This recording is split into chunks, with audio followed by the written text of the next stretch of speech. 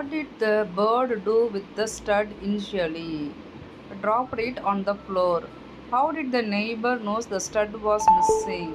The daughters lost it while floor sweeping.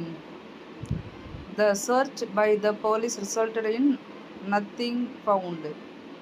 Ramaya's heart was in a flutter when police came. Bird called human strange creature.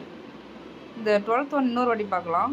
How did the neighbor know the stud was missing? The daughter lost it while floor sweeping.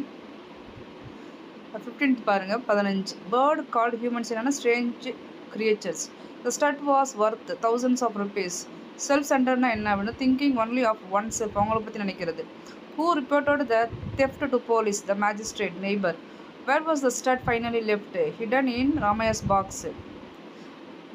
Did the sparrow care about the jewel? No, they wanted food. Special hero பார்க்கலாம். The special heroes, the poet's father. யார் special hero னா பார்த்தீங்கன்னா poet's father.